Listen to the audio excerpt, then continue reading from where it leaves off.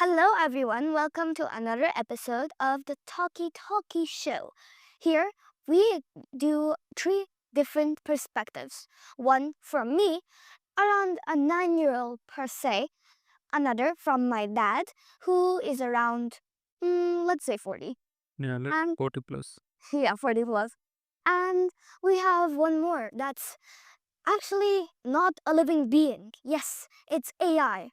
So we're having OpenAI, me, and my dad. We're all going to be doing a conversation about a different topic every single episode. We'll get 10 questions and we have to answer all of them. Well, we don't have to, but yeah, I think you get the point. Yeah, so today we would be given a topic by ChatGPT. We are going to prompt it to give us the topic and then 10 questions related to the topic so that we can have the flow going on in the conversation. Otherwise, we know how wild we go Yeah, lol. sometimes. Yeah. So just to bring the structure to the entire thing and just to wrap it up quickly rather than going in 100 different directions, we are going to ask ChatGPT to give us 10 questions about the topic that it will throw it to us. So everything is impromptu. We have no idea what we are going to talk about. So let's begin. Yep, You're ready? let's get the topic ready. Yeah. So, Let's see our topic for today. all right. So we have a couple of topics, but out of that, I think we can select this one. Ooh, yeah, let's do that one. All right, the topic for today is time and memories. Time and memories. It basically means we're just pretending that you can store your memories in like files and store them away. Hmm. So we're going to be seeing what we would do with that power. Would we delete some? Would we revisit some? Would we edit some? What would we do? Let's see. Yeah, interesting one and very broad actually. Time Yeah, and memories. you can talk a lot, like a Yeah, lot. it does that. We have to gather our thoughts in. This could be a 15-minute conversation or a 3-hour one. Who knows? Agree. Yeah, you can talk for hours about this, honestly. Let's see how much you can talk about this. I don't know. You ready? Yeah, the vibes are matching with this topic, so I guess I'm ready. Yeah, and after a long time we are doing this. So, Yes, it's been a long time. okay, let's see what else is there to unpack. Let's see how I talk now, like after a few months later. See how I talk. So, shall I go with the first question that is on the screen? Yep. What is the very first memory you can remember clearly? Very first memory you can remember. I'm very bad at my memories. Yes. But then, yeah, you should have 9 years of memories, so it would be easy for you to. I mean, it's such a difficult question as such. How can you find out what is the very first? Because the thing is that a lot of my memories have blurred together into like one memory or something over time. So it's kind of difficult to pick out the very first memory. So it is also saying what is that something which is very clear, vivid. Oh, I know. I think I remember one. I remember I was like 3, I guess. I had like a coloring book. I was coloring it with like some markers or colors. I was just having the time of my life. And then like I all the 3-year-olds do, obviously. They'll always have a good time eating wires or something. So I remember my mom had to go for office work, and me and my dad were going to go drop her off, and I had to go in the car, and then we went to drop her off. I remember coming back, and I was like, "Yay! I can continue drawing." That's that's pretty vivid. Yeah, I remember. I That's remember. in Kerala you're talking about. Yes. So was it in Kerala? I don't remember if it was there or Bangalore. 3-year-old of you was there in Kerala as well as Bangalore. But then, yeah, you can't be very sure whether you was 3-year-old or 2-year-old or whatever. No, But then since you was drawing and all that with sketchbook and colors, yeah, then. I think I must have been like around 3.5. But me dropping mama to office is possible in Kerala. Oh, Uh, I mean, whatever it is, but I like that your memory is actually a memory. It's not coming from any recorded video or photos or anybody telling you that, oh, do you remember once we went here and there? I don't know why that is the first memory I thought of when I heard this question. My brain has just locked that memory in. I don't know. It's very simple memory. Oh yeah, but this simple things Such a simple. that you was doing something and you were supposed to go with me and go to mama's office and then come back and continue your drawing.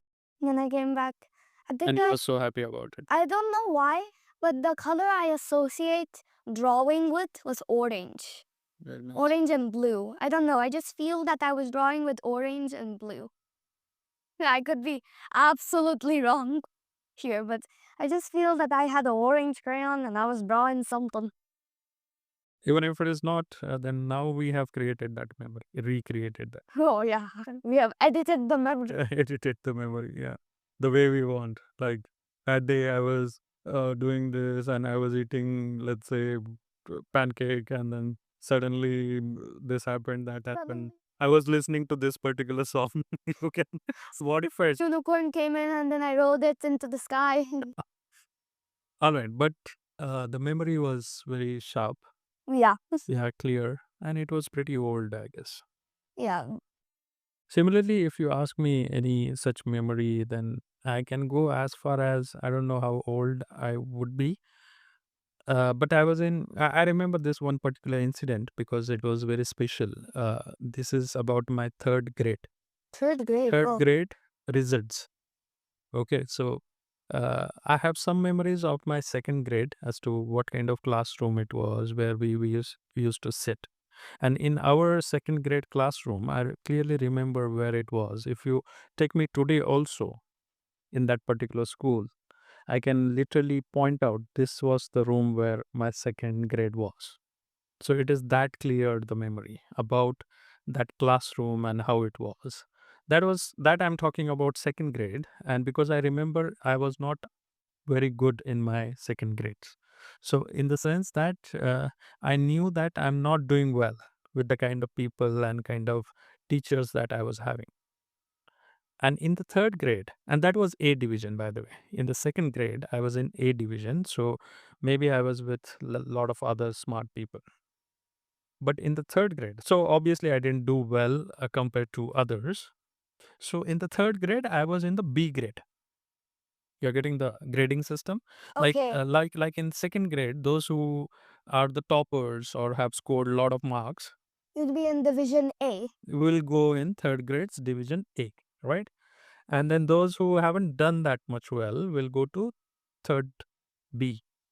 So this particular memory is about third B, and I was the monitor of that class, head of the classroom. Oh, I know.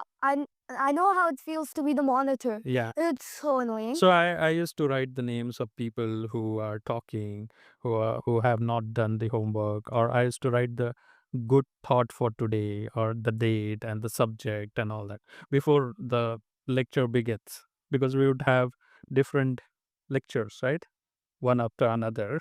So it was my responsibility to keep the blackboard clean, the classroom silent and all that, right? Oh, So I was in a way empowered because I was the head of the classroom. So I was having a lot of confidence in that third B. oh, And I'm going to talk about one particular day of that third B. Now that I'm talking about it, I could recollect so many other things of my. I can literally, I'm literally there in that oh, classroom. I could see a lot of things there. I can even point out this particular classroom was my third B's classroom. So the results of third year, yeah. the final results that came out, and I got my report card. It was a nicely printed white color report card with lot of remarks from the teacher, and those all of those remarks written in red ink pen, ball pen, Oh, and they were so good. And it was written that you are the first. Your rank is first. So I held the first rank in my third year's final exams. And that was for the first time I ever got the first rank in the classroom. my God. You're getting that. And I still have that report card. And I was having it for such a long time. I was having all the report cards from grade 1 to grade 10. Oh my Not gosh. just mine, my sisters and everyone's. Wow. And I even remember which particular leather bag that we used to keep all those report cards. So I really hope that I would find this particular one and laminate it, maybe. So it remains as a nice memory. Because when this question came, Yeah. it just took me to that particular happy memory. So I remember then I came home with that thing waving everywhere, and then my parents were telling others, and then we got some sweets and distributed it to others. Oh. That's how the tradition was earlier. Even if you go to next grade, you were supposed to kind of give sweets to others, saying that I passed my exams. You might not have seen all this. No, no. Usually now what they would do is be like, Yeah, they'd shove the report card in people's faces and be like, look, I got 100. yeah. You just now it has its merits and demerits. That's fine, but it took me to that particular memory, and which is luckily a good memory. Yeah. And with that, I could recollect so many other things. But let's keep it this way because I have the proof as well. I have my report card wherein it says Pahila number. The rank is first. Okay, so that was my clear memory about my childhood. Next question. Next Can you read? question. Do you think memories change as we grow older? Change. Um, I think we both can answer this well. Okay, let's put this question number 2 and 3. I don't know. Maybe there is a reason as to why it has been combined together. So let's talk about it together, right? Okay. So I'll read the question number 3, or you go ahead and read it. Alright. Why do you think some memories stay forever and some disappear? Yeah, and I think it's good that we would talk about them in combination. Yeah. Memories change as we grow. Yeah, obviously they change. I mean, their clarity would change, basically. Yeah, like the sharpness of the memory. Like sometimes when I'm at an event or something, in my mind, I'll like literally write a story. Like as I walk away from the bursting fireworks behind me, I wonder what my friends will be thinking. Where had I suddenly disappeared? I would just write it in my mind, and after like few weekdays, I'll just forget that written thing. So it slowly fades away. And these type of small memories as well, like coming back home and then playing some games and all that. Those type of memories kind of fade away. But like big memories, like day of report card or some type of big event, or maybe your first time doing something, Yeah, yeah. like first time on a roller coaster, that type of Right. first time. First time in swimming pool, maybe. No, first time bungee jumping, maybe. All those type of memories really stay with you. But Yeah. some memories do change a little over the time. They can get merged with other memories, become a new memory. Your brain will just make up something that you have seen and feel like that. Maybe because of deja vu and all that. Who knows? All these things happen in dreams, I guess. They cross link and all. Yeah, I feel like that happens a lot sometimes for me. If like I have a very realistic dream, I sometimes I'll just feel that that was IRL. Then I'll wake up and I'll be like, oh, that was a dream. So imagine brain is such a fascinating organ, right? Yeah. Takes up so much of your body's entire energy and blood flow and all the nutrients that we are eating, right? So the major component or the CPU of our entire body where a lot of amazing things are happening. And one of that is memories. So obviously they change. To answer this question, right? Do they change as we grow older? Yeah, do they change?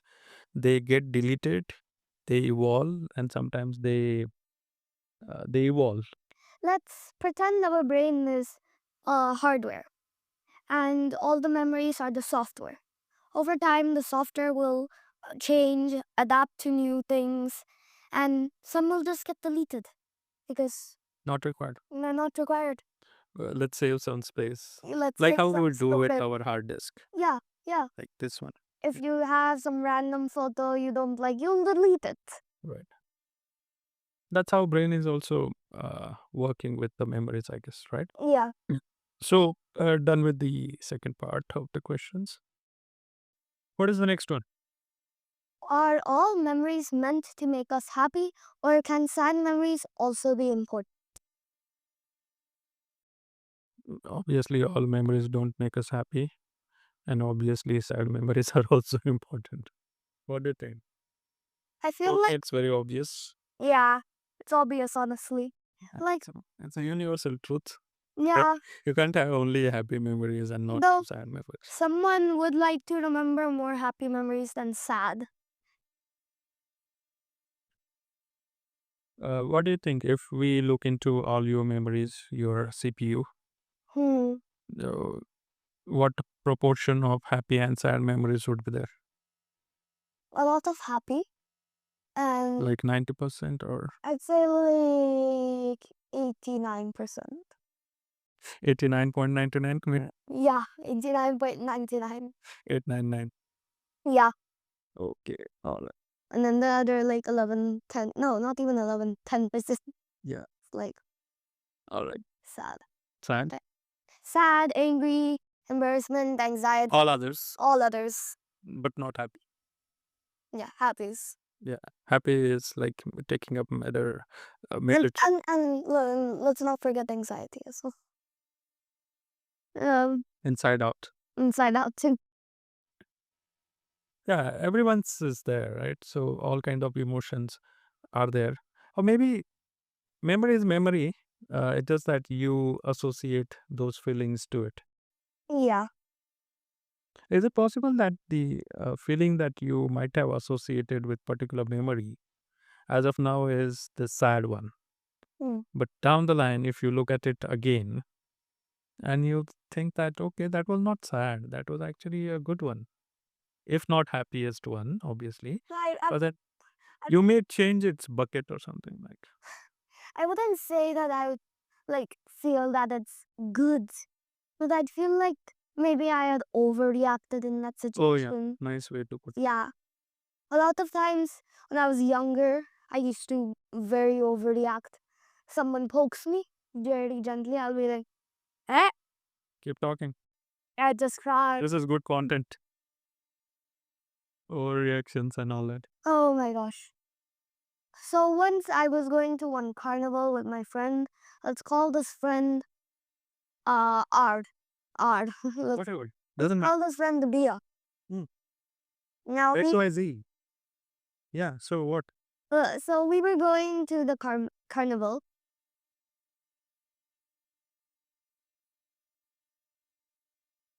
Mm-hmm. And Somebody had a nice Diwali sweets and everything, I guess. oh my gosh. All right. So we were going to the carnival, and what happened was that she had won at the game, and she had gotten some random statue thing. I'm not even sure what it was. She had gotten something, Okay. some random thing like a decoration or something. And I remember being very upset about that she had gotten it and I hadn't gotten anything. Oh, I can enlighten a little bit on this because I was also there. So it was a game wherein you had to throw your rings onto the objects in front of you, and if your ring falls around that object is yours. Yes. So both of you took your chances and threw it, and her ring fell nicely on this particular object or a stuff, let's say gift or something. Mm. Either it was a ceramic kind of fish, Yeah, it was a fish. yeah, kind of flower pot or something like that. It was like a fish. Okay, And then so like, that doesn't matter, right? So that happened, and we ran out of our rings yeah, after that happened. we got the max. Yeah. If- So and then what? And then she had gotten, I'm pretty sure, two things. And You was hoping that she would share something with you, and she didn't do that. she did not share anything for a while. We'll just say for a while. And I felt sad the entire time. And I let that ruin my mood. Yeah, because that was the first kind of stall that you attended in that carnival, and that's where this happened, and then you was like grumpy or not so happy about what happened and all, right? I didn't want to do anything else because of that. Okay. So what kind of memory it was that time? I mean, that day or day after? And why are you even talking about it now? Because What is the point? I would just say that I wish that I didn't let that ruin my mood. I wish I would have not been jealous of her, that she had won. And I would have just taken it lightly, say GG and move on. Hmm. That's what I would have hoped to do. So what is the change in that perspectives now? So which buckets it was that time, this particular memory, and where it is now? Because we are talking about all this, right? Yeah. So in that context, I feel like before it was like a very bad memory, forget about it, forget about it. Now it's like a memory that maybe I can learn from. awesome, very nicely said. Now it's in the memory which is not a sad memory, it is the memory that you can look back and say, I learned a lot from this incident. Yeah. Yeah. So you're not getting sad feeling remembering that thing. You're getting a contentment kind of feeling or satisfaction kind of feeling that, okay, anyways, that day it all ended well, actually, that day itself. Yeah, you didn't carry that grumpiness at home. Yeah, but the thing is that I do still feel bad for taking that from her, my friend. I still feel bad because at the end she looked at me and she was like, you know what, you can have it. And I felt so bad in that moment.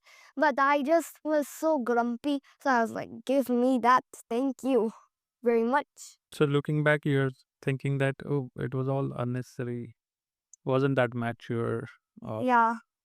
understanding. It was very unmatured for me to do that. Yeah, all right. You was like 7, 8 year old. I think yeah, around that age. Nobody is expecting you to behave maturely every time, right? So, Yeah. but then the mature thing is 9 year old of you looking at that memory has something to take away from it, and which is a very good thing to take away, right? So, 9 year brain of yours is analyzing that particular situation and taking out the crux of it and carrying it forward with on a positive note, thinking that that wasn't so mature in a behavior at that point in time, and it was bad that he was grumpy and you kind of lost some happy moments there while you was grumpy, right? That was one of my first ever carnival type things that I have attended. Oh, So it, oh, I didn't think about it in that way. it was, It wasn't your first ever because remember Bangalore thing. I, But then playing those kind of games and all those that, type of yeah, games like this. or going out with friends and playing games Yeah, was the first. it was definitely the first time, and I'm very sad that that had ruined my mood. Such a silly Anyway, thing. so the point is, memories evolve. No, you can put memories in a particular feeling bucket, emotional bucket, but then later on, you might want to take that out from that particular bucket to and put it into another one. Mm. Let's read the next question. Have you ever wished you could forget something, and why? Nice question. Oh, very nice. What? What did I? Yeah, this is what you want to forget, right? These kind of things. These kind of things I'd like to say to people that I don't have these type of experiences with myself, but I do. And I think some other things that I would like to forget is just the feeling of disappointment in myself. Like even in small, very small things like not getting a good grade on a certain test. Those type of things I would love to just forget because I don't know, in the moment I just feel very bad and sour about it. Like, oh shit, I should have done it better. I could have done it better. Or like last time, you forgot to answer a particular question. Yes, I forgot to Even if answer the you question. know the answer, you just forgot. Yeah. And that Another time might I change your grades. another time I had taken a photo of what I had written for the written part of my test. And the thing is that that photo had a singular word cropped out. Oh. But on the paper, I had written that word. And it was an English exam. Even worse, it was an English exam. So I had lost I think 1 or 2 marks because that I had not written that one singular word. And then I went back and checked, and it was all because of me cropping the word out. Because I had cropped it to make it smaller. So sorry. Technical glitches. Technical glitches. Why? Why am I here? All right, fine. So got it. So these are the kind of memories that you want to forget. Obviously, we all would have so many such kind of things which we just want to delete it off to make ourselves feel good about it or feel little light about it. What would you like to forget if you don't mind me asking? Yeah, why would you mind? I mind. Nobody's minding here. So it's just that I should be able to recollect any such kind. There are so many things I would say, but I mean, what do I really, really want to as an forget and adult, that you'll I have have, not forgotten yet? yeah, as an adult, you'll probably have a billion things. What do I want to forget? Some bad memory that you solved that. I want to forget. I have a particular trend, or I could see a particular pattern Yeah. of me while I'm driving. I want to forget those kind of memories. I'll tell you what exactly. Okay. But then now that I'm thinking, when whenever I'm driving and I see some idiots on the roads, and then rash driving or somebody uh, not following the rules particularly. Or let's just say, um, for to keep this family friendly, uh, let's just pretend there's a person named Bob. Now, Bob is a very stupid person and decided to drink something very bad for him. Now, his brain went very crazy and went to Mars, all right? And now, since his brain is chilling on Mars, he hops into a car because that's the sensible thing to do when your brain's on Mars. And he's not great on the roads. Let's just keep it as that. We hate Bob. Yeah. So when those kind of bobs are around while you are driving, so you get very angry about it. So I have those kind of memories wherein I might have reacted or overreacted to these kind of situations or people. I might have shouted at them. I might have even tried to budge them with my car and kind of tried to race with them.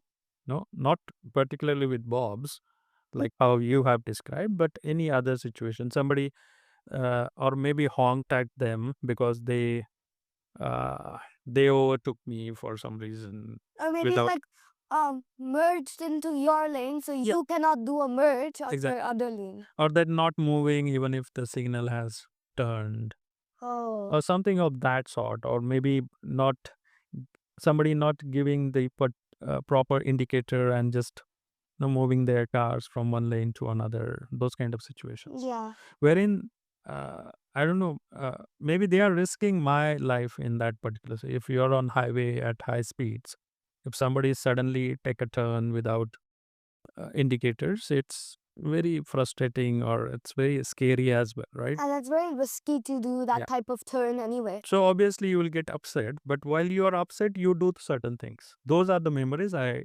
wish I should not have. Oh. I wish I wouldn't have overreacted or said something or done something in those kind of moments, right? Mm. So I want to erase that particular kind of situation. Shit. So that's that. Yeah, I get it. I get it. Shall we move on? Yeah. Let's go to this one. All right. Or is it this one? No, yeah, it's that one. Let's do two of them together. Okay. Okay.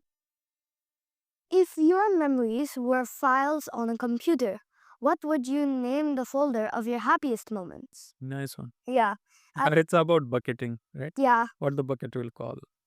And the second one in this section, if you could delete one memory, would you or would you keep everything, even the bad parts? Mm-hmm. All right. You wanna go? Sure. What your happy bucket would be called as? Mm, probably happy moments. Something very basic probably.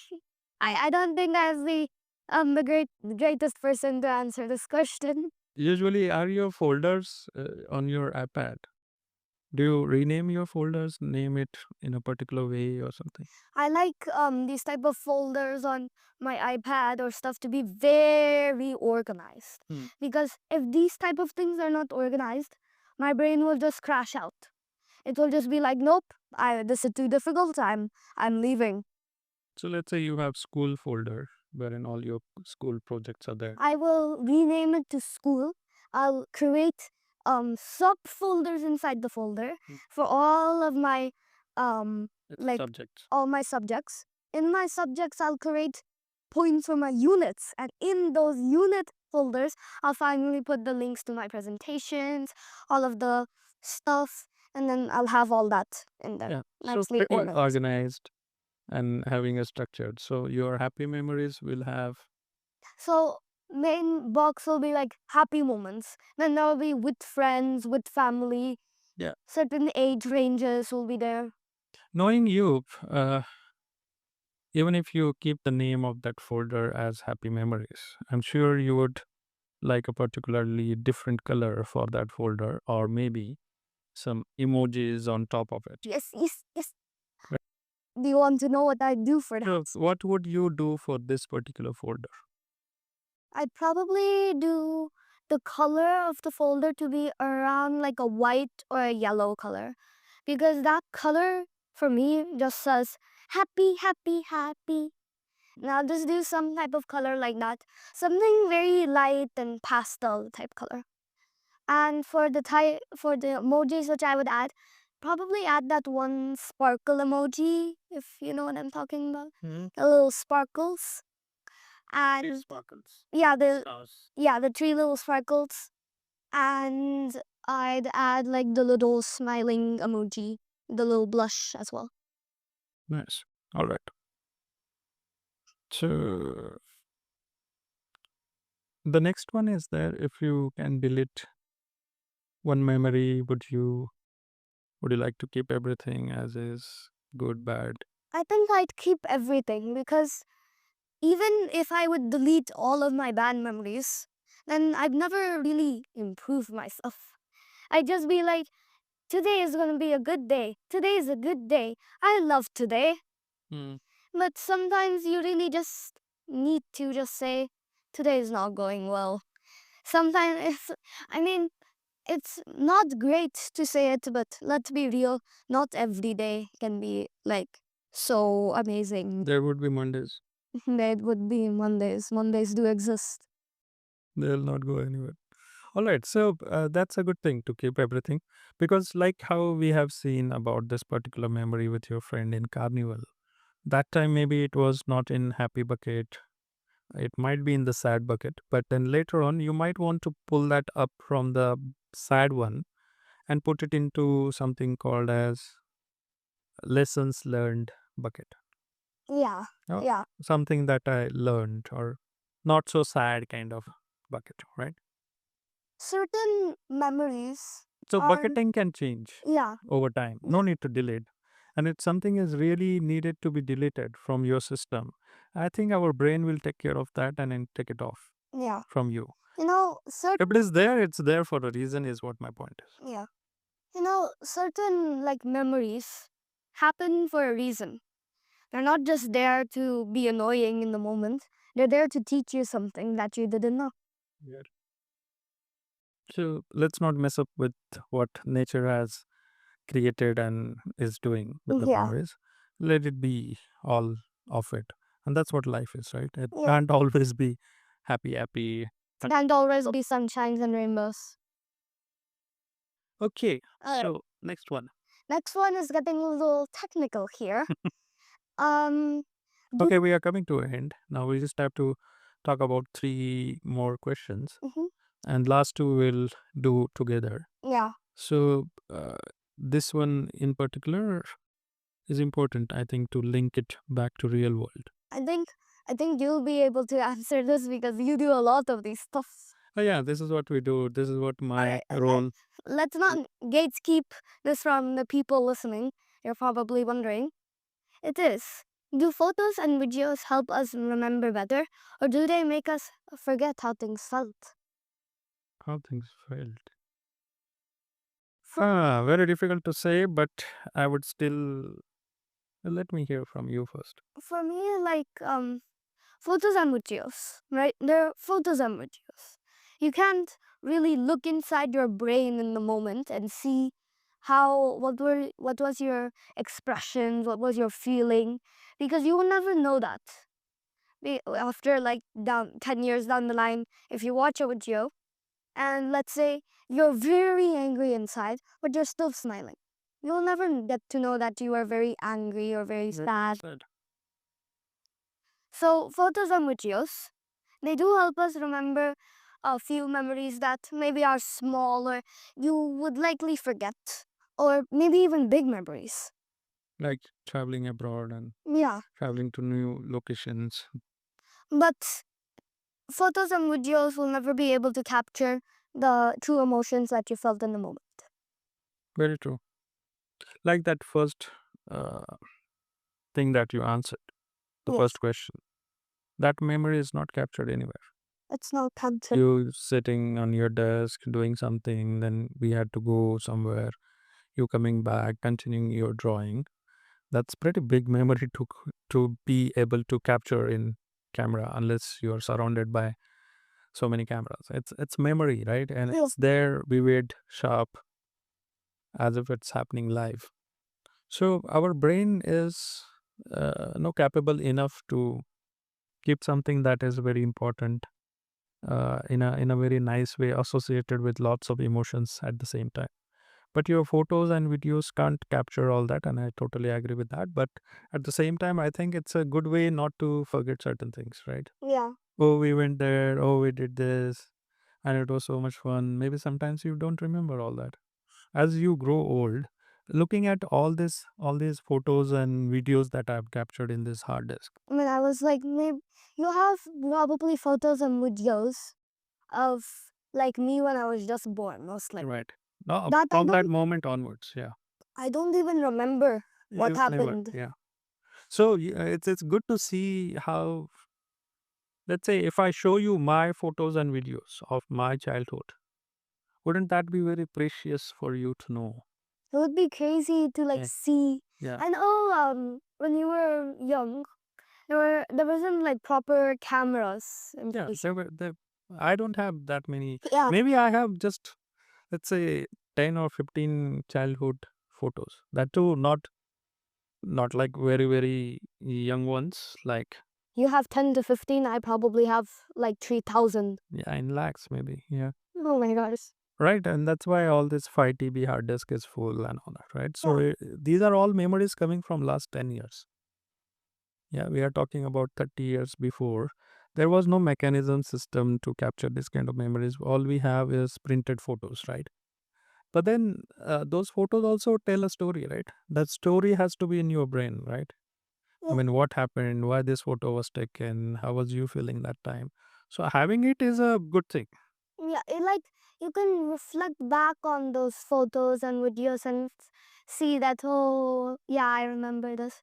I would not remember what had happened in Dubai. Let's say I went there when I was around 4 years old, Hmm. 5 years old. I don't remember a lot. Yeah. But I do remember two things. One of it being from these videos and photos that I have seen. Hmm. I remember seeing one video of me going underneath like this bridge or arc Hmm. of like um water. There was like a tunnel, Hmm. and the tunnel walls was just a aquarium type thing. Hmm. There were so many fishes and all. And I just remember seeing that on camera after like Hmm. few years, and I just remember seeing that, and then my brain immediately picked up that it was so blue, the water, and then I was walking under there. It looked so nice. Kind of refreshed your memory on that because of that video. A lot of things randomly will come and I will remember a memory because of that. Mm. Like random things, very small, Mm. you know? Getting it. Yeah. So it's good to have those kind of nudges Mhm. in terms of your photos and videos. So good to have the kind of things. Even if they are not there, it's not gonna be like you don't have memories, right? Yeah. So it is still there, and it's good to have kind of thing. Yeah. And now that the internet and all this sophisticated gadgets are allowing you to capture everything in 4K, high definition, and all You that. can store things on the cloud and you can be sure that at least in like 1 or 2 decades it will still be intact. Yeah, as much as you want, right? And Once it's there, right? you and with this all this technology, you can write a letter to yourself in 10 years. Yeah. You will probably forget that you have even written that letter. And one day you'll see notification in your inbox and you'll see that dear me in 10 years, blah blah blah blah blah blah blah. Have you done something like this? I have attempted to do something like this with one website, but I think it had failed to work, sadly. Probably because like the anti-spam thing we have or something. Okay. But it had not delivered on the date I wanted it to. I had written it somewhere last year, June, July, August, and I had set it for this year's April 20, which is my birthday. And when I had gone to check a few months later, because I had remembered, because I had a birthday party on my birthday, so I had completely forgotten about that. Hmm. I went to check a few months later and I saw nothing about that letter. I searched endlessly through all the inboxes. Okay. We'll talk about this, how to do it in a different way to really make it possible for you to send yourself an email, Yeah. right, in future. Yeah. Okay. All right. So we'll figure that out. Let's go to the last section of this topic. I love the next question. Yeah. Read it then. If you could go back in time and relive one day, which one would it be? Such a simple question, but a lot of people would love to relive one day of their life. A lot of people a lot of people just say that I wish I could relive watching some series, for example. And honestly, I agree. I agree. I have a lot of things that I'd love to relive. Go ahead and talk about it. I have many, but one thing which I just love to relive is there's this one show made by one of my favorite YouTubers. I'm pretty sure it's called My Street. And I remember watching the very first episode of season 2. I had skipped season 1 because I thought that, that's very boring. Let's just go to season 2. So I remember watching the very first episode of season 2.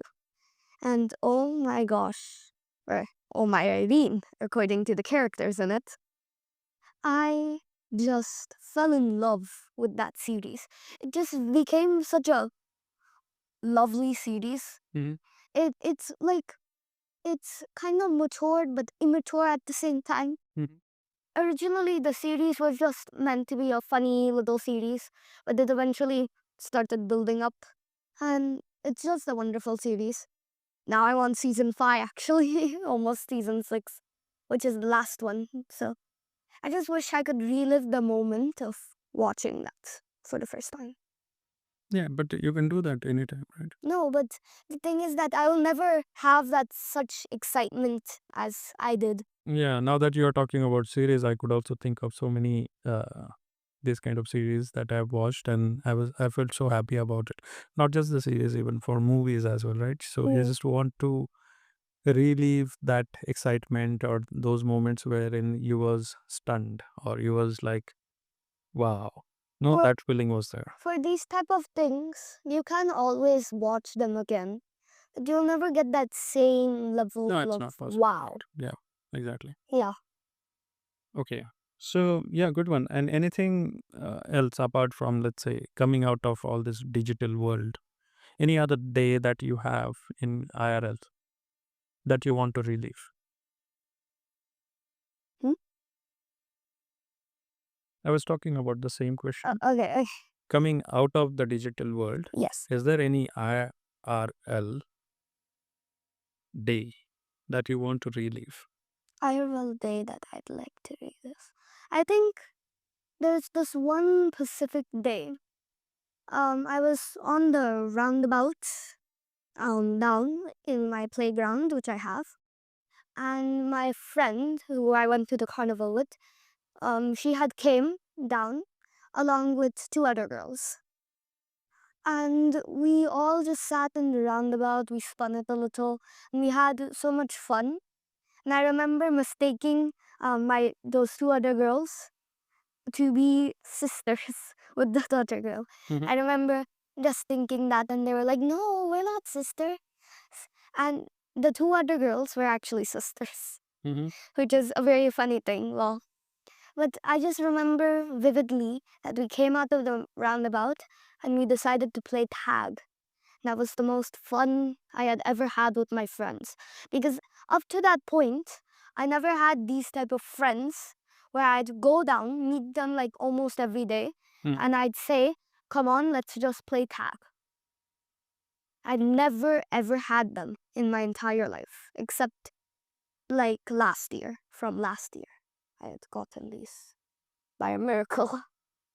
Yeah, this kind of friends waiting for you to come and then join them on the ground and play certain games, right? Not even on the ground as much anymore. Now we play at each other's houses. We'll go there straight up. Why do you want to relive that particular day? Because that day was just so special. Oh, It that was is like for the first time you did certain things. that was like the first time I had ever felt such joy with my friends. Okay. It was just so nice just to be with them there in that moment. Are you meeting them now also? Yes, I still meet them regularly. Good. All right. So that's all for today, I guess. I guess we have one last question. Yeah, go for it if you're liking that one. Sure. Do you think who we are depends on the memories we keep? Mm-hmm. I feel like definitely. If I didn't have such memories that were bad, I don't think I'd be here today. If I never had shifted my mindset from one to another, or I'd never just like thought about a memory in a different way, I don't think I'd just be here, standing, being like, yes, I'm very confident to speak. Interesting. Very nicely said. And this is what a reflection is called as, right? You have your memories. When you reflect on it, you get to understand as to what is so good about it, what is so bad about it, what's in there for me to take forward, what changes I can make to make more new such kind of memories, right? So it's a evolution process. It's a process wherein you learn or you self learn, right? Yes. Nobody is there to tell you because it's in your head, right? It's you who has to figure out as to what else I can make out of these memories. So it's all about reflection and also about gratitude. I would say having these memories gives you the power to say thank you I had these kind of days, thank you I have been there, thank you I did all this, thank you that I have all this. You know, you can just say thank you to all of the memories that happened Right. since you were born till now. Even just sitting down right now, Yeah, what a nice way to end the whole show, to say thanks to all my memories. just to sit down here Right. and talk like this. Yeah. But the wonderful conversation we had for like around half an hour, probably. Yeah. By now, Let's say thanks and end this. yeah. All right. Thank Thank you. you so much. Thank you. And thanks for listening so far. Yeah. And if you're still interested to have the perspective of artificial intelligence, we might use whatever ChatGPT or Gemini to give its point of view on the discussion we have had so far. Maybe there would be something to learn from the other part of this particular podcast. So stay tuned for that as well. And as usual, thank you so much. Thank you so much for listening. I'll see you in the next one. Bye. Bye. See you in the next one.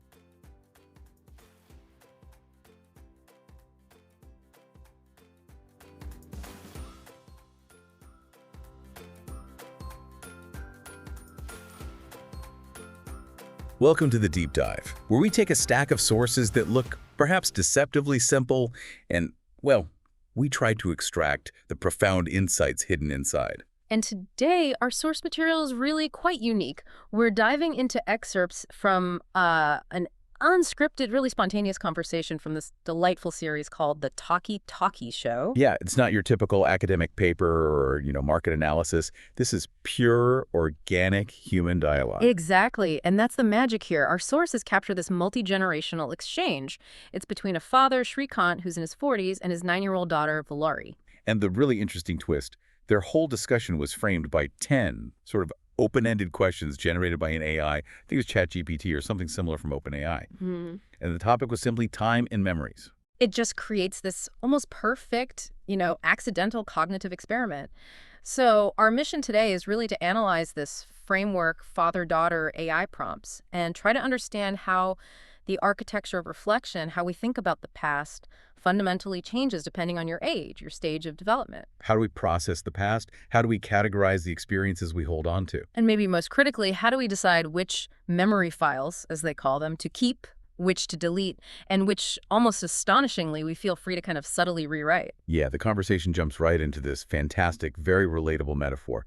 They start treating memories like digital files stored in the brain system. And that framing, that metaphor, it actually allows Vallari, even though she's only Leo, to talk about really quite sophisticated concepts. Things like memory decay, why we keep certain things, the purpose of painful experiences, and with incredible clarity. It's remarkable. And what's crucial for you, the listener, to appreciate is that the hosts, Shrikant and Vallari, they didn't get these AI questions ahead of time. No, not at all. Their answers are completely immediate, unpolished, unfiltered.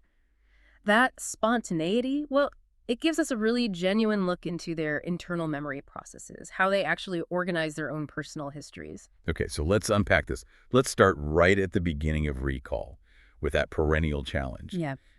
Identifying the very first clear memory. We're calling this section 1, the architecture of recall. Right. And it's difficult for, well, pretty much everyone, isn't it? Pinpointing the absolute first clear memory. Psychologically, we know that before you're about 3 or 4, most memories just kind of fade into what's called infantile amnesia. Our developing brains, they simply haven't built those robust neural pathways yet, or maybe the language skills needed to really consolidate complex autobiographical memories. Not in the same way, anyway. And Vallari, the 9-year-old, she intuitively gets this difficulty. She points out that even for her, looking back now, a lot of her early memories have just blurred, sort of merged together. It makes it almost impossible to isolate the one that started it all. And that's a really sophisticated observation for a child her age. It speaks directly to this concept of memory consolidation, the brain's constant filing and reorganizing process. Yeah, memories aren't static snapshots. No, not at all. They're merged, they're edited, they get overwritten with new information practically every time we recall them. But she does manage to land on this truly wonderful, vivid snapshot from when she was about 3.5. And it really shows how strong emotional markers can sometimes override that general fuzziness of early childhood. Yes, exactly. Vallari's specific memory, it revolves around coloring in a coloring book.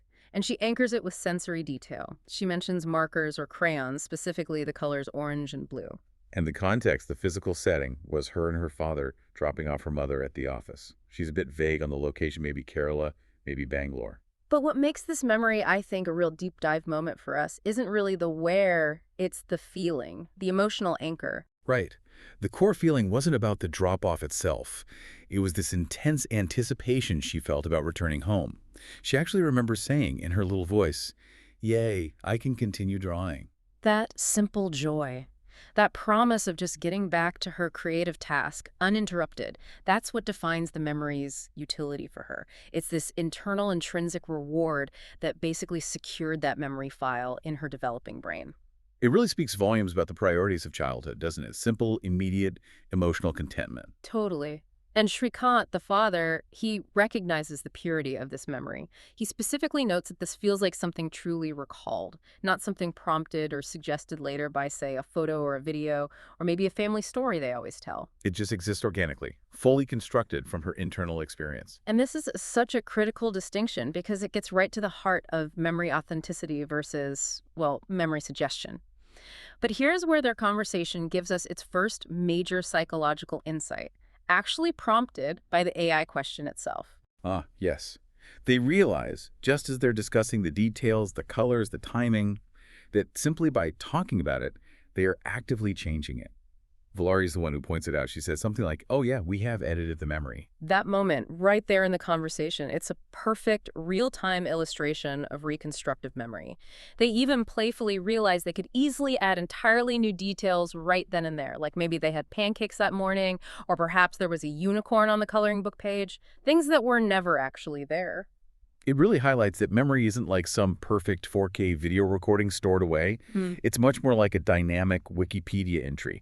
Every time we access the file, we kind of implicitly update it based on our current knowledge, our feelings now, and crucially, the social input from whoever we're talking to. Yeah, absolutely. It underscores why eyewitness testimony is notoriously unreliable. We curate the past, often completely accidentally, just by describing it. So in stark contrast to Vallari's simple, emotionally anchored memory, Shrikant's earliest clear memory is, well, structurally very different. It revolves entirely around a defining childhood milestone, focused much more on external achievement and navigating a pretty rigid academic system. His defining moment, he says, is from the 3rd grade. But it's actually anchored to a past failing, interestingly. He notes that in 2nd grade, he was, quote, not very good compared to others, and that led to him being placed in Division B in the 3rd grade. Now, for listeners who might not be familiar with that specific school structure, maybe from that era or region, understanding this social context is quite important, isn't it? It really is. Division B wasn't just some random classroom assignment. It often carried this implied social stigma. It was typically where students who didn't top the class ended up, while the, high academic achievers went to Division A. It signaled a slightly lower status relative to his peers at that time. Yet, paradoxically, Division B becomes the platform for his success story. He was made the monitor, the head of the classroom. And this responsibility, it fundamentally shifted his self-perception. He recounts his duties in quite some detail. Keeping the blackboard pristine, writing the date neatly every day, enforcing classroom silence. This sudden sense of empowerment, of responsibility, it clearly bolstered his confidence. It gave him this leadership identity, even within the quote-unquote lower division. And the achievement that really solidified this memory was the result itself. He describes receiving the report card, a white printed document with the teacher's important remarks written sharply in red ink, and achieving the 1st rank for the very first time in his academic life. That victory, achieving the Pahila number, as he calls it, the 1st position. It wasn't just a personal win. It was this public external validation that kind of transcended the whole Division B classification. It fit perfectly into the cultural expectation of celebrating academic success. He even remembers the social ritual that followed. Waving the report card everywhere, his parents proudly announcing it, and the mandatory distribution of sweets. It shows how his memory is structured much more by extrinsic motivation and societal validation. It makes for such a strong contrast with Vallari's intrinsic emotional memory about drawing. And what's particularly telling, I think, about the architecture of his adult memory is his insistence on keeping the physical evidence. He still holds on to that report card. He explicitly says he wishes he could laminate it. Wow. He needs that physical artifact, that external hard drive, if you will, to confirm the narrative of achievement he built from that really pivotal moment.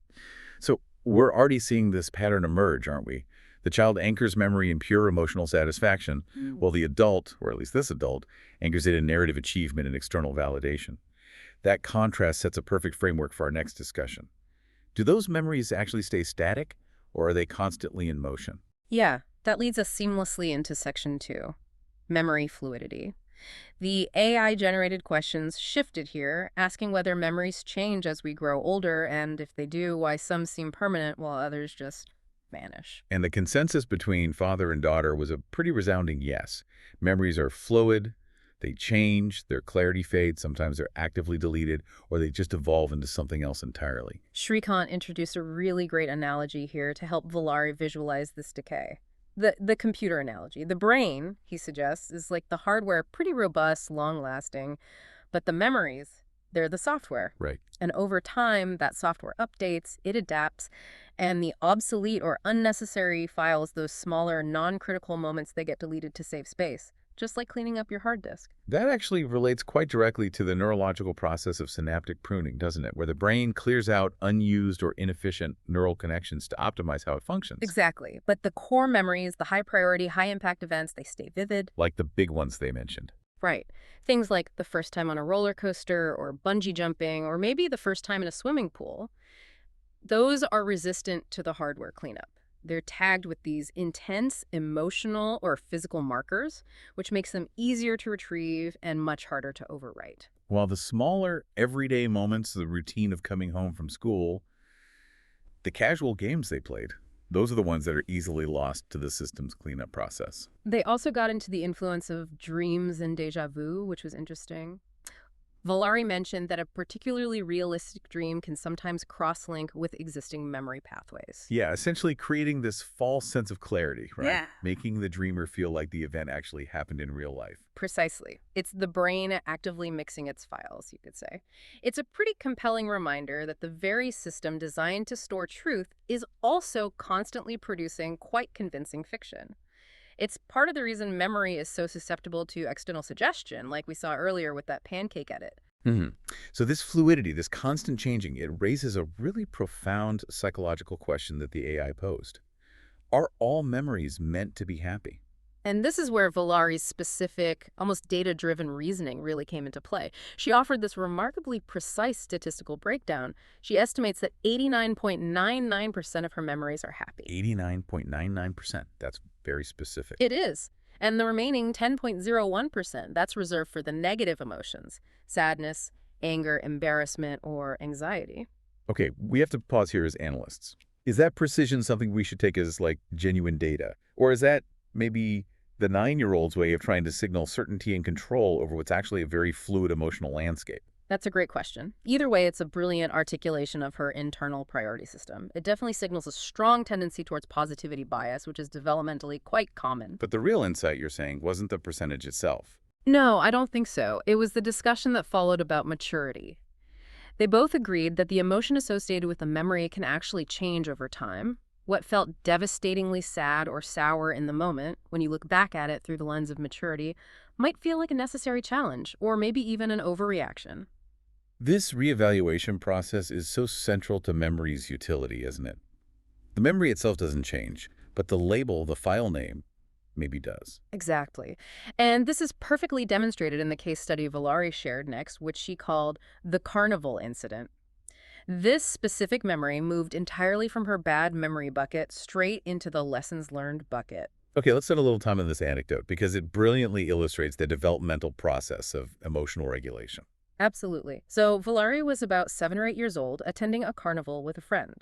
Her friend succeeds at the ring toss game and wins a prize, a little ceramic fish. And Vallari, unfortunately, failed to win anything, and she became instantly, intensely jealous of her friend's small victory. And that jealousy, she describes, was so potent that she allowed it to completely ruin her entire mood for the rest of the day. She became grumpy, closed off, unwilling to participate in anything else at the carnival. And the climax of this incident is really a moment of profound shame for her, looking back. Seeing Vallari's sustained grumpiness, her friend eventually just offered her the prize, the ceramic fish. Right. And Vallari accepted it, but she says the friend's sheer generosity just made her feel even worse about her own immature, selfish reaction. The gift became the sort of burden of guilt. But looking back now, her reflection is pure growth. She realizes she let one single small moment of wanting external validation ruin what could have been a perfectly good day. And she wished, retrospectively, she had just been able to say, GG, good game, and move on. It's such a critical transformation. The memory isn't painful anymore because of the jealousy. It's valuable because it taught her this crucial lesson about comparison and contentment. Exactly. It became a behavioral template, a reference file that she actually uses now to prevent similar mood spirals. It demonstrates perfectly that painful past experiences aren't just necessary for maturity. They are the fundamental building blocks of emotional intelligence. It really is the highest use of a negative memory, not to punish yourself, but to educate your future self. So if they agree that bad memories are essential for growth, what memories do they still wish, given the chance, they could delete entirely? Well, it turns out they both want to delete memories associated with acute regret over emotionally charged, immature actions, basically, actions where they felt they lost control. For Vallari, the shame seemed to center on intellectual or social disappointment in herself, like forgetting an answer on a test and feeling that subsequent self-disappointment. Yeah, or that deeply relatable moment she described of losing marks in an English exam because she accidentally cropped a critical word out of the test photo she submitted digitally. We've all had those tech mishaps, right? Oh, absolutely. She wants to erase the feeling of that disappointment, that sense of failing to execute perfectly. It's like an internal locus of control she wishes she could restore by just erasing the evidence of the mistake. Whereas Shrikant, the father, his focus is more on external displays of anger and loss of control, specifically while driving. He wishes he could forget his reactions, his overreactions to reckless drivers who he just refers to generically as Bobs. Bob's right. He describes these moments of shouting, excessive honking, even attempting to budge or race with other cars, actions he now views as aggressive, immature, and fundamentally sort of beneath the self-image he wants to maintain. He wants to delete those moments where he let temporary frustration, basically road rage, hijack his rational behavior. So the synthesis is really powerful.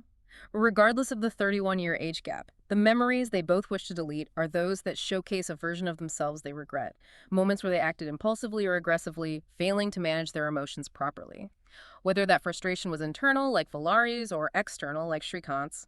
It's like they wish they could perform a kind of psychic cleansing of their past immaturity. Which leads us very naturally to how they manage the remaining files in the system. So let's shift gears now into Section 3 and analyze how they approach organizing the past. Digital memory versus emotional truth. Okay, so if memories were files, how would they be organized? Vallari's response really reflected her current cognitive structure, this need for absolute organization and, well, structure. Yeah, her primary folder would be titled Happy Moments, which immediately signals that prioritization of positive experiences. And this main folder would then contain subfolders, categorized meticulously by subjects like friends, family, and even specific age ranges. It shows a very clear chronological and thematic structure. But the discussion went beyond just file names, didn't it? It got into aesthetics. Shrikant, recognizing her organizational impulse, asked her what visual coding she would apply, like what color and what emoji. And she was very specific. The folder would be a light pastel yellow or white colors we often neurologically associate with happiness and lightness. And she'd include the 3 sparkle emoji and the smiling face with blushing cheeks emoji eye. It shows that the act of organizing memory files isn't just about chronology for her. It's about applying these emotional tags and visual associations to ensure quick, positive retrieval later on. Exactly. And this very structured approach provides the perfect lens for the next critical modern question they tackled. Do photos and videos, or external storage devices, actually help us remember better? Or do they inadvertently make us forget how things truly felt? Ah, the paradox of the digital age. Precisely. Vallari argued that while photos provide useful nudges and capture the objective reality of events, like, say, traveling abroad, they critically cannot capture true, complex, internal emotions. Yeah, she pointed out that contradiction we all experience, right? You can be intensely angry or frustrated or bored on the inside, but still be smiling perfectly for the camera. The video captures the visual truth, but it completely misses the emotional truth underneath. Van Shrikant provided some great historical context here. He contrasted his own childhood, maybe having only 10 to 15 printed photos in total, versus Vallari's world, where she likely has 3,000 plus digital photos and hours upon hours of video footage. That massive shift really highlights a fundamental change in our memory preservation mechanism. We've moved from an era of scarcity of records, which kind of forced reliance on internal organic memory strengthening, to an age of abundance, which might actually lead to memory complacency. The big question becomes, does relying on the camera as our external hard drive somehow weaken our brain's own organic ability to consolidate memory effectively? Are we outsourcing too much? That's the core debate, really. However, they did both agree on the power of the digital nudge. Vallari used this fascinating personal example. She was in Dubai when she was about 4 or 5, and she walked through one of those big blue aquarium tunnels. Okay. For years, she had no clear, conscious recall of that specific experience. But then years later, she watched a video of that trip. And seeing it, that visual record, immediately triggered this rush of organic internal memory. The color, the feeling of the cool air, the scale of the fish swimming overhead. So the digital record essentially resurrected the organic memory. It proved its utility as a really powerful retrieval cue, basically reminding her brain what file to pull up from its own internal system. So in that sense, technology serves less as the memory itself and more like a detailed index, pointing towards the real file stored inside our neural network. Well put. But what happens when that external index system fails? Ah, yeah. They discuss the concept of writing a letter to your future self, a memory intentionally designed to be forgotten and then dramatically recovered years later, creating this kind of temporal link. And Vallari had actually attempted this. She wrote a letter last year scheduled to be delivered to herself on her most recent birthday, April 20th. But the technology failed her. Completely. She went back, checked all her various inboxes, searched everywhere, only to find nothing. The automated website delivery system had just failed. Probably got caught in spam filters or maybe server issues, some technical glitch. The irony there is just so powerful, isn't it? We invest in 4K high-definition video, massive cloud storage, these elaborate digital systems, believing these memories will be perfectly preserved for decades. And yet a simple mechanism like an automated email fails. And poof, a carefully constructed future memory is completely erased. It really highlights the inherent risk of outsourcing our most precious, time-sensitive memories to what can be quite transient technology. Yeah, we trust our cloud storage implicitly, but the organic, admittedly flawed, yet surprisingly robust system of the human brain often proves more resilient in the long run than the next software update or platform change. So that deep dive into memory retention, its malleability, the fragility of digital records, it brings us to the ultimate question of utility. What's the point of all this storage, internal and external? Which leads us perfectly into Section 4, the power of reliving and reflection. The section addressed the hypothetical. If you could go back and relive just one day, which one would it be? And the 9-year-old's answer was fascinatingly split into two distinct categories. It perfectly demonstrated the difference between seeking, say, digital fulfillment versus seeking profound, real-world emotional connection. Yeah, the first wish was what we might call a digital relive. She wanted to rewatch the very first episode of Season 2 of her favorite YouTube series called My Street. Okay, why that specific episode?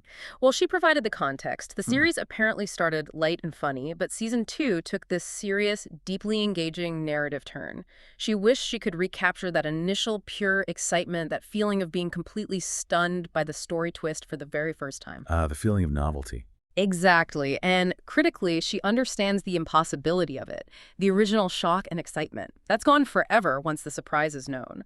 Her desire isn't just about enjoying the plot again, it's about retrieving that specific, novel, fresh cognitive and emotional state she experienced during that first viewing. That makes sense. What was the second wish? The second, and perhaps more revealing wish, was the IRL relive in real life. She chose a specific day spent in the playground with her friend and two sisters, who she initially mistook for the friend sisters, which is a cute detail. Just a day at the playground. It sounds simple, but it was a day of pure physical and social play, spinning wildly on the roundabout, playing tag, just engaging in effortless interaction. And the why behind choosing this day is really profound, isn't it? It really is. It wasn't just that it was a fun day.